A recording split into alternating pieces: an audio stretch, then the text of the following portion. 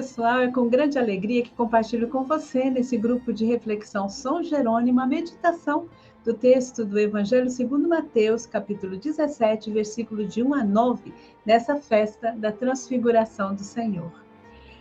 Nós estamos também no mês vocacional, agora no mês de agosto, e queremos lembrar também de todos os presbíteros e do ano vocacional, né, que iniciou em novembro de 2022 e que vai até novembro deste ano de 2023.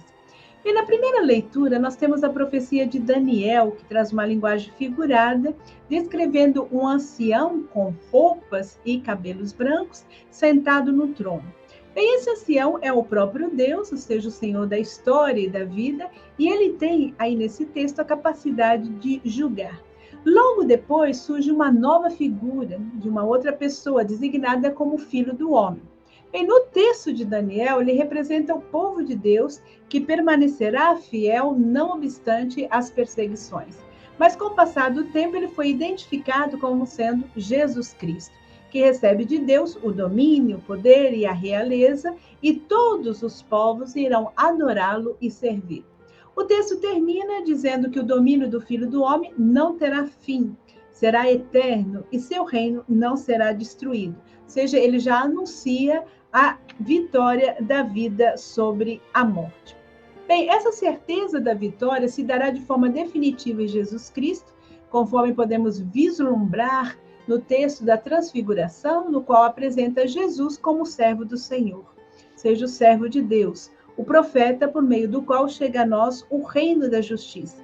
Mateus situa esse episódio em 6 dias depois, que nos remete à criação, quando Deus cria o ser humano, e nessa transfiguração nós temos aí a plena realização daquilo que Deus sonhou para toda a humanidade. 6 dias depois também nos remete à teofania que se deu no Monte Horebe, no qual Deus entrega a Moisés as tábuas da lei.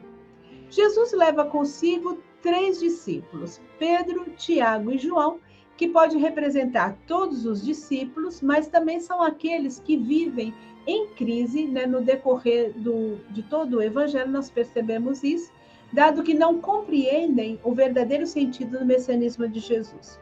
A montanha é o lugar onde Deus se dá a conhecer. Ele representa a mediação entre Deus e a humanidade, pois é o lugar na terra mais próximo do céu, ou seja, da morada de Deus.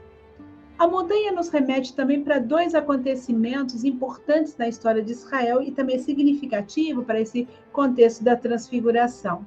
A experiência que Moisés faz de Deus sobre o Monte Horebe, quando recebe a missão de libertar o povo da escravidão e conduzi-lo à montanha, onde será estabelecida a aliança entre Deus e o povo, e a experiência de crise de Elias, após ter enfrentado os profetas de Baal, e ali fazendo a experiência de que Deus era uma brisa suave, e ele é então encorajado por Deus a continuar sua missão profética, apesar então dos obstáculos. O texto afirma que o rosto de Jesus se transfigurou e tornou-se brilhante como o sol, e suas roupas ficaram brancas como a luz. Esses símbolos nos remetem à ressurreição, por isso os discípulos em crise fazem já a experiência da ressurreição. Ao mesmo tempo, nos mostra que Jesus é superior a Moisés, cujo rosto brilhou após se encontrar com Deus no Monte Horebe e receber a lei. Agora, Jesus traz o cumprimento pleno da lei, estabelecendo o reino da justiça e a certeza, portanto, de seu triunfo. Jesus também é aquele que realiza as promessas presentes na lei e nos profetas, representados por Moisés e por Elias. Ou seja, em Jesus, nós temos a revelação plena de Deus Pai e assim o cumprimento das profecias e também das promessas feitas a Abraão. Pedro ainda não compreende a grandeza da experiência que faz e recebe uma maior confirmação pelo próprio Deus de que Jesus é o Filho amado.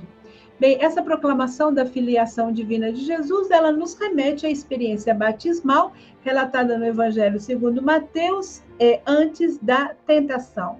Mas também nos faz recordar o Salmo 2, né, no versículo 7, ao ser dita essa expressão num contexto de entronização do rei da descendência davídica, E também nos remete a Isaías, no capítulo 42, no versículo 1, quando retrata, ou seja, descreve o servo do Senhor. Assim, Jesus é rei, chamado a cumprir a justiça do reino, e é o profeta que entrega sua vida por amor à humanidade. O imperativo escutai-o nos remete a Deuteronômio, no capítulo 18, versículo 15, quando Deus afirma que suscitará um profeta a qual todos e todas precisam escutá-lo. Jesus é esse profeta que realiza a vontade de Deus. A reação aí dos discípulos é típica daqueles que recebem uma grande manifestação divina. Bem, ao abrirem os olhos, que são aqueles da fé, somente viram Jesus, que é a síntese de toda essa experiência, dado que ele é o Messias esperado, o Messias rei, profeta, servo, a revelação de Deus Pai e de seu projeto de vida e de justiça. Assim, os discípulos tiveram uma antecipação da manifestação gloriosa ressuscitada de Jesus. Talvez fosse uma forma de consolar esses discípulos confusos ao seguir um Jesus, muitas vezes sem compreender, portanto, suas palavras e também os seus gestos. Nós temos também uma ordem final para não contar a experiência para as outras pessoas, isso parece um pouco estranho, mas tem uma intenção catequética, ou seja, se essa experiência extraordinária for contada nesse momento na narrativa do Evangelho, as pessoas teriam uma má compreensão do sentido profundo do messianismo de Jesus, dado que poderiam achar que só há o lado glorioso, extraordinário, mas essa manifestação de Deus e do seu projeto se dará na cruz, quando Jesus aceita levar até as últimas consequências o projeto do Pai, que é rejeitado pelas autoridades políticas e religiosas da época, e levam, portanto, Jesus à morte. Bem, essa antecipação da ressurreição é um encorajamento concedido aos discípulos e a nós de que vale a pena continuar lutando por uma sociedade mais justa, mais fraterna, ou seja, pela vida. Mas é necessário escutar aquilo que Jesus nos diz no dia a dia e assumir com coragem nossa vocação de transfigurar nossa vida, com o objetivo de transformar nossa realidade, dado que o projeto continua no testemunho daqueles e daquelas que seguem Jesus Cristo, como nos dirá a leitura da segunda carta de Pedro, que será a segunda leitura do dia de hoje. E diante desses textos, podemos nos perguntar: existem sinais da vitória da vida em nossa sociedade, na realidade, no nosso dia a dia? Quais são os nossos medos que impedem de anunciar o verdadeiro messianismo de Jesus? A transfiguração é um sinal, portanto, da vitória de Jesus e do seu reinado. O que representa a transfiguração para a nossa comunidade hoje? Somos sinais da transfiguração entre as pessoas mais vulneráveis? Qual é a qualidade da minha escuta de Deus, da palavra e também da vontade de Deus? Bem, eu desejo a todos e a todas um bom domingo e uma linda festa da transfiguração do Senhor.